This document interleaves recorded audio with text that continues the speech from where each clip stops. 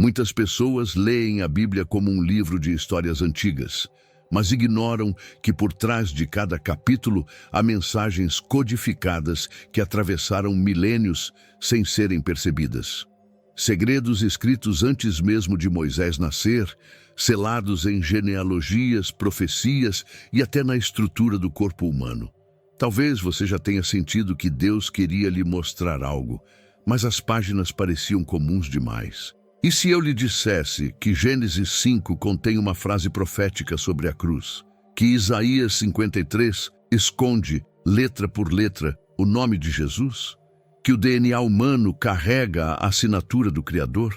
A maioria busca milagres visíveis, mas os maiores sinais de Deus estão disfarçados no texto e na criação, esperando que alguém com fome espiritual os descubra. E quando revelados, eles não apenas confirmam a fé, eles mudam a forma como vemos toda a história da humanidade. Poucas pessoas conhecem essas verdades, e entre elas, algumas podem até achar difícil acreditar. Mas, se você permanecer até o fim, entenderá que cada detalhe foi colocado ali por um autor que domina o tempo, os números e o destino. Adão, Sete, Enos, Cainã, Maalalel, Jared, Enoque, Matusalém, Lameque, Noé, nomes que para muitos são apenas registros antigos. Mas quando alinhados como um código, revelam uma mensagem oculta que atravessa milênios.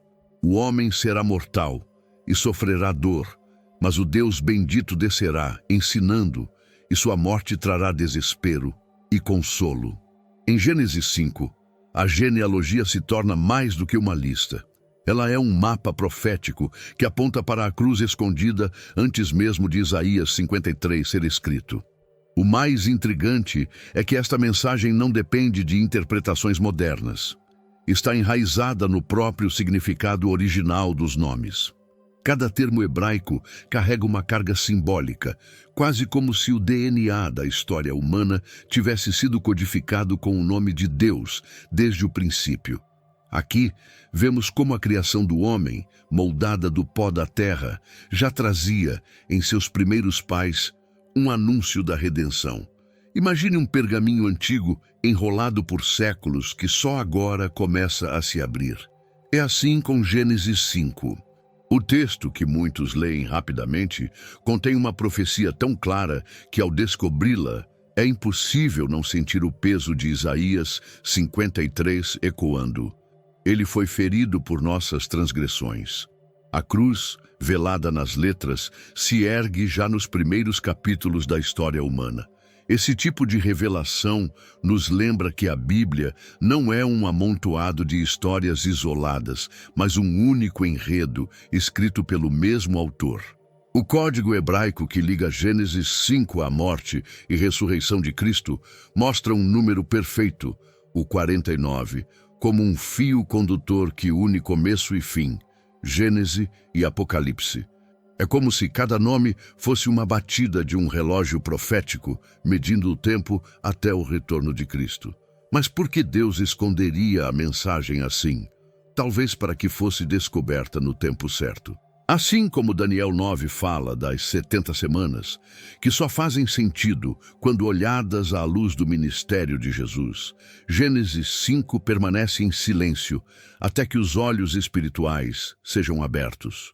O homem moderno, distraído, raramente para decifrar os nomes, mas quem se detém encontra mais do que curiosidades linguísticas, encontra um vislumbre do próprio Cordeiro. E se pensarmos bem, essa mensagem oculta também é um convite pessoal. Se os primeiros patriarcas carregavam em seus nomes a história da salvação, não seria também que, no nosso próprio nome, Deus quer escrever algo? Culturas antigas sabiam do peso espiritual dos nomes. Hoje, talvez tenhamos esquecido, mas o Senhor não. Ele ainda chama pelo nome aqueles que quer redimir. Essa profecia também derruba a ideia de que a cruz foi improviso divino. Pelo contrário, desde o pó da terra até a laminina em forma de cruz que sustenta nossas células, tudo aponta para um plano traçado antes da fundação do mundo. O Cristo do Gênesis é o mesmo Cristo do Apocalipse, e nada foge ao seu roteiro, mas a história não para nos nomes. Há mais sinais inscritos na própria criação, sinais tão íntimos que habitam dentro do corpo humano, como se o Criador tivesse deixado sua assinatura no mais profundo da nossa estrutura. O relato da criação do homem em Gênesis 2 diz que Deus formou Adão do pó da terra e soprou em suas narinas o fôlego da vida. Não é mera poesia. A ciência moderna confirma que os elementos químicos presentes no corpo humano correspondem exatamente aos encontrados no solo: ferro, cálcio, magnésio. Cada partícula do nosso ser é um lembrete de que viemos do pó, mas também carregamos o sopro divino. É como se cada átomo fosse uma nota na sinfonia do Criador. Mas há algo ainda mais profundo. No interior das nossas células, o DNA guarda um código tão complexo que ultrapassa qualquer tecnologia humana. Alguns estudiosos apontam que quando traduzimos certas sequências moleculares para valores do alfabeto hebraico, surge o nome de Deus. Seria coincidência? Ou o próprio autor da vida teria assinado sua obra no livro microscópico que nos compõe? Entre as milhares de moléculas que estruturam nosso corpo, existe uma chamada laminina. Vista ao microscópio, ela tem a forma inconfundível de uma cruz. É ela que mantém unidas as células e sustenta a integridade dos tecidos. É impossível não lembrar de Colossenses 1,17. Nele tudo subsiste. A cruz não está apenas na história. Ela está impressa na própria arquitetura da vida. Esse detalhe revela algo extraordinário. Não fomos criados ao acaso. A cruz, símbolo máximo do sacrifício de Jesus, já estava oculta no corpo humano desde a criação.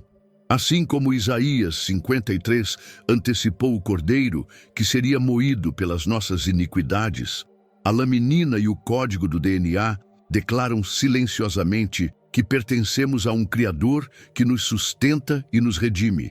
E se pensarmos nisso no dia a dia, muda até a forma como olhamos para nós mesmos. Cada batida do coração, cada respiração é sustentada por uma estrutura molecular em forma de cruz. Isso nos lembra que a vida não é apenas biológica, é espiritual. O pó da terra nos conecta à criação, mas o nome de Deus, gravado no DNA, nos conecta à eternidade. Em culturas antigas, acreditava-se que o homem era um microcosmo, um reflexo do universo. A Bíblia confirma que somos imagem e semelhança do Criador. O mesmo Deus que deteve o sol em Josué 10 para cumprir seu propósito é o que ordenou cada ligação química no nosso corpo. Não há detalhe pequeno demais para escapar do seu cuidado. Até mesmo o número 49, símbolo da perfeição divina, 7 vezes 7, aparece em padrões de repetição genética, como se fosse um selo secreto. O mesmo número que marca jubileus na lei de Moisés, que codifica o nome Yeshua Shmi em Isaías 53, também se reflete na matemática da vida. Coincidência ou assinatura? Mas, se o corpo humano carrega sinais visíveis e invisíveis do Criador, imagine o que está escondido nas Escrituras. Profecias silenciosas, aguardando o momento certo para serem reveladas. Você já se sentiu perdido, desconectado de quem realmente é, e sem saber qual o plano de Deus para a sua vida? A verdade é que você não está aqui por acaso. Deus tem um propósito para você, e eu quero te ajudar a descobri-lo. Por isso, criei 3 e-books que vão transformar sua jornada com Deus. Clique no link no comentário fixado e comece sua transformação agora. Isaías 53 é um capítulo que corta a alma. Cada verso descreve com precisão cirúrgica a crucificação de Jesus, séculos antes de ele nascer. Mas o que poucos percebem é que por trás do texto visível existe uma mensagem oculta, um código hebraico que a cada 49 letras forma a frase Yeshua Shimi, que significa Jesus é meu nome. O número 49, 7 vezes 7, é símbolo da perfeição divina, um eco matemático do caráter de Deus inserido no próprio tecido das Escrituras. Esse código não é invenção de curiosos modernos, é uma marca do autor. Imagine uma carta tão perfeita que, ao ler normalmente, transmite uma mensagem clara, mas que, ao seguir um padrão secreto, revela uma segunda verdade. É como se Deus tivesse escondido a cruz no subsolo da profecia, para que fosse descoberta por aqueles que buscassem com sede. Quando lemos, ele foi ferido por nossas transgressões, e o castigo que nos traz a paz estava sobre ele, vemos a cena do Calvário. Mas ao saber que cada 49 letras formam o nome de Jesus, entendemos que não é apenas uma profecia, é um retrato assinado. O mesmo Deus que formou o homem do pó da terra e selou sua estrutura com a laminina em forma de cruz, também selou as Escrituras com seu nome. No dia a dia, isso nos lembra que as promessas de Deus não são superficiais. Elas estão gravadas em camadas tão profundas que o tempo e a história não conseguem apagar. Mesmo quando o silêncio de Deus parece longo, o seu código continua ali, intacto, como um relógio profético, aguardando a hora certa de soar. A repetição do número 49 também nos leva ao conceito do jubileu bíblico, um tempo de libertação e restauração. É como se Isaías 53 anunciasse não só a morte de Jesus, mas também a liberdade espiritual que viria para todo aquele que crê. A cruz, então, não é apenas um símbolo de dor, mas também o estandarte da vitória e do retorno do Rei. Esse detalhe desperta algo poderoso. Se Deus codificou o nome de Yeshua nas Escrituras com tanta precisão, como poderia falhar em cumprir suas promessas para nós? Ele é o mesmo que cumpriu Daniel 9 ao iniciar o ministério de Jesus no tempo exato das 630 na semana e que cumprirá cada detalhe da profecia sobre o retorno de Cristo. E assim, Isaías 53 se torna mais do que um texto profético. Ele é uma chave. Uma chave que abre a compreensão para enxergar que toda a Bíblia, de Gênesis ao Apocalipse, fala de Jesus. E essa chave nos leva a entender porque o próprio Jesus chorou sobre Jerusalém antes de anunciar um destino sombrio que anos depois se cumpriria com perfeição. Gostou do conteúdo e ele fez diferença para você? Clique no Valeu Demais e apoie nosso trabalho. Pouco antes de sua prisão, Jesus parou diante de Jerusalém e chorou. Suas palavras foram cortantes. Não ficará pedra sobre pedra que não seja derrubada. Era mais do que um anúncio, era uma sentença profética. Décadas depois, no ano 70 d.C., sob o comando do general Tito, a cidade foi cercada, o templo incendiado e cada pedra desmontada, exatamente como ele havia dito. Historiadores romanos como Tácito e Flávio Joséfo confirmam a precisão dessa destruição. O templo, centro da adoração judaica e símbolo da presença de Deus, foi consumido pelo fogo. O ouro que revestia suas paredes derreteu e escorreu pelas fendas das pedras, levando os soldados a desmontar cada bloco para recolhê-lo. A profecia não se cumpriu parcialmente. Cada detalhe foi executado com precisão inquietante. Era como se um relógio profético tivesse disparado naquele momento. Para quem vivia em Jerusalém, aquilo não era apenas a perda de um edifício. Era o colapso de uma identidade, o eco distante da maldição anunciada por não reconhecer o tempo da visitação. Essa cena nos lembra que desprezar a voz de Deus tem consequências, mesmo quando o aviso é dado com lágrimas. No dia a dia, esse episódio é um alerta. Assim como Jerusalém tinha sinais claros, desde as palavras dos profetas até os milagres do ministério de Jesus, nós também recebemos avisos. Mas o coração distraído pode perder a hora. O relógio profético não para por causa da nossa indiferença. A maldição de Jerusalém também está ligada a um padrão bíblico. Deus sempre adverte antes de agir. Ele fez isso com Nínive através de Jonas, com Babilônia pelas palavras de Daniel e agora com o seu próprio povo. É uma linha contínua que atravessa culturas antigas e chega até nós, lembrando que ignorar o conselho divino é construir sobre areia. Há também um detalhe misterioso. Segundo alguns estudiosos, o ano 70 d.C. se encaixa nos cálculos de Daniel 9 sobre as 70 semanas, apontando para um período de juízo que ainda não terminou completamente. Isso sugere que a destruição do templo não foi o fim, mas parte de um ciclo que culminará na grande tribulação.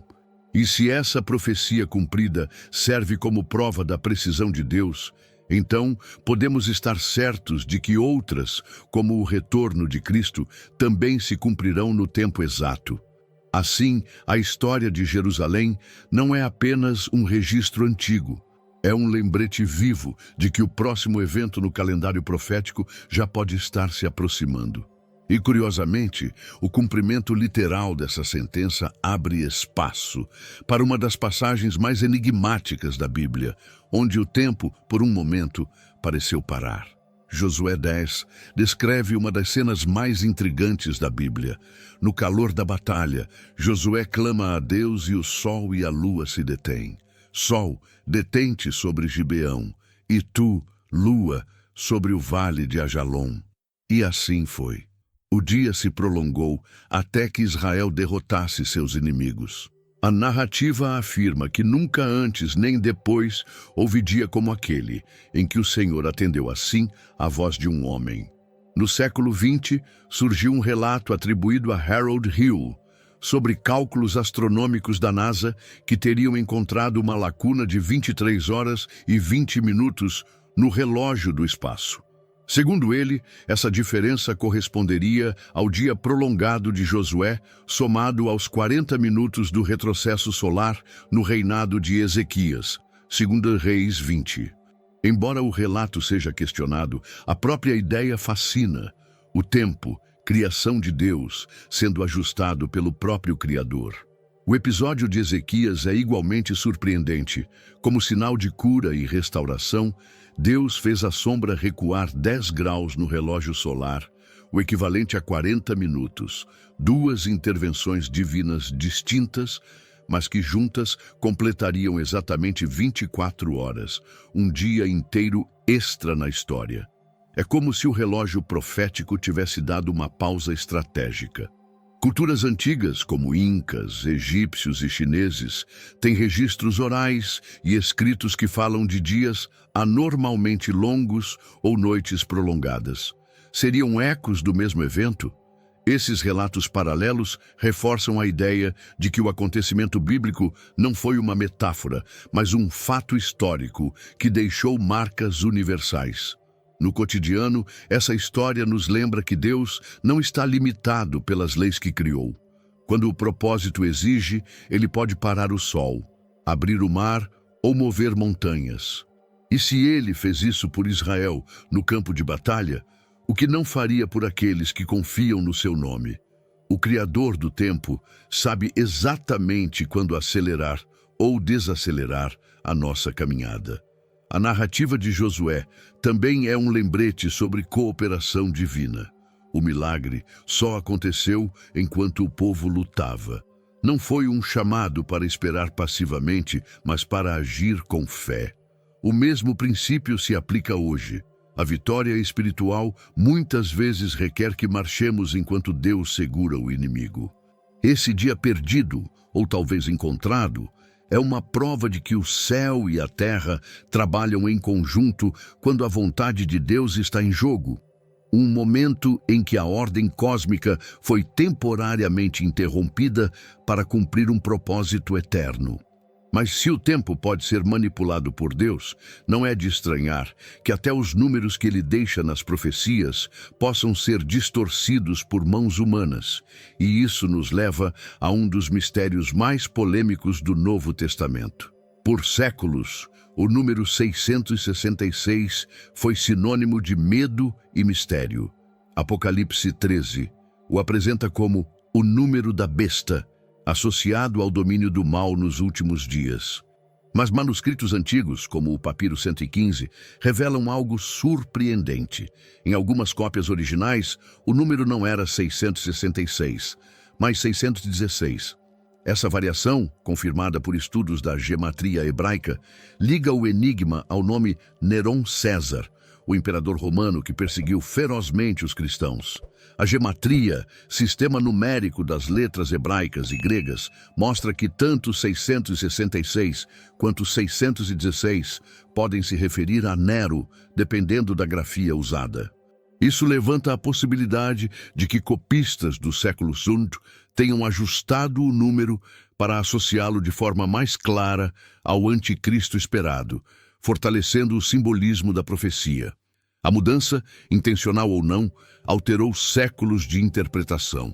O 666, entretanto, carrega um significado além da identificação histórica. Representa a imperfeição elevada ao extremo, o homem tentando ocupar o lugar de Deus. É o oposto do número 7, símbolo da perfeição divina.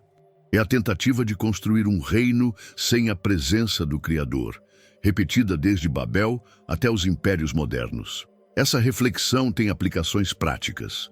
Quantas vezes tentamos governar nossas vidas com base na nossa própria força, afastando-nos do propósito divino? O 666 é mais do que um código apocalíptico, é um espelho que revela o coração humano sem Deus, seja em Roma antiga, seja nos dias de hoje. Curiosamente, até na matemática profética de Daniel 9 e no relógio profético do ministério de Jesus, vemos que Deus mede o tempo com perfeição. Em contraste, o número da besta é uma medida falsa, um relógio quebrado que promete poder, mas leva à ruína. É a contagem regressiva para o juízo. E se lembrarmos que Apocalipse foi escrito durante um tempo de perseguição extrema, faz sentido que a mensagem estivesse codificada.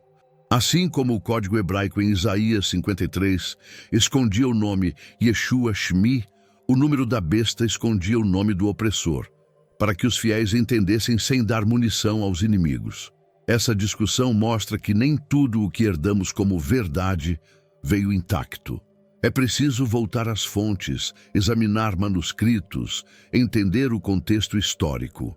Afinal, se um simples número pode ser alterado, imagine quantos outros detalhes exigem discernimento espiritual.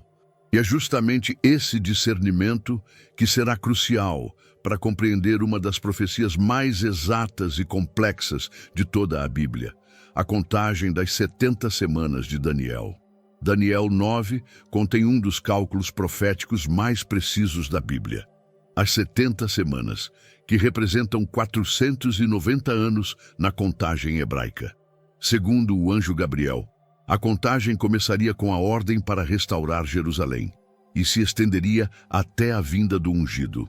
A 60ª semana, equivalente a 483 anos, nos leva exatamente ao ano 27 do Anticristo, início do ministério público de Jesus.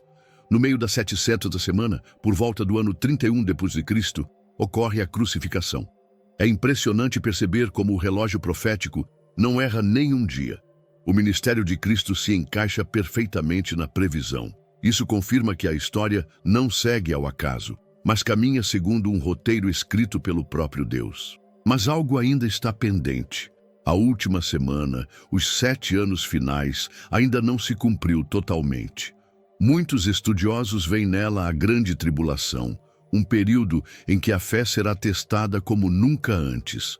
O mesmo Deus que deteve o sol em Josué 10 e escreveu seu nome no DNA, também cronometrará esses dias com absoluta exatidão. Essa profecia é um lembrete de que o tempo está nas mãos do Senhor. Não importa se olhamos para culturas antigas, para as gematrias hebraicas ou para o número 49 como símbolo de perfeição, tudo converge para o mesmo ponto. O plano divino é perfeito e imutável. No dia a dia, essa consciência nos desafia a viver de forma vigilante. Assim como os judeus da época de Jesus tinham sinais claros, mas não reconheceram o tempo da visitação, nós também corremos o risco de ignorar as evidências ao nosso redor. O relógio profético não para esperar nossa prontidão. Daniel 9 também mostra o equilíbrio entre juízo e esperança. As 70 semanas não são apenas um anúncio de destruição, mas também a promessa de redenção e restauração. É um lembrete de que, por mais intensas que sejam as trevas, a luz do retorno de Cristo já está agendada. Quando conectamos essa profecia às palavras de Jesus em Mateus 24, quando virdes estas coisas, sabei que está perto as portas, percebemos que a contagem não é apenas para estudiosos. É um chamado pessoal para estarmos preparados. E assim, da genealogia de Gênesis 5 ao relógio de Daniel 9, das pedras de Jerusalém ao código em Isaías 53, vemos um enredo contínuo. Mas há ainda uma forma especial de apresentar tudo isso, costurando cada mistério em uma introdução capaz de prender o coração desde o primeiro segundo. Agora que você viu como cada mistério se encaixa, a pergunta é: o que fará com esse conhecimento? A Bíblia não foi escrita para satisfazer curiosidade intelectual, mas para transformar corações. Cada código, cada número, cada detalhe escondido é um convite para se aproximar mais de Deus. E se a cruz está gravada no DNA humano, se o nome de Jesus está codificado em Isaías 53, se o relógio profético de Daniel aponta para um tempo específico, então não podemos viver como se fosse apenas mais um dia. O tempo é curto e as evidências são claras. Talvez você perceba que ignorou alguns sinais ou que viveu distraído enquanto o relógio profético avançava. Mas a boa notícia é que se você ainda respira, há tempo para alinhar sua vida com o plano de Deus. Por isso, eu te desafio. Não deixe essas revelações ficarem apenas na memória. Ore sobre elas. Releia as Escrituras com novos olhos. Pergunte ao Espírito Santo o que ele quer lhe mostrar agora. Se este conteúdo despertou algo em você, inscreva-se no canal e ative as notificações. Há mais verdades ocultas para serem reveladas, e você não vai querer perder a próxima.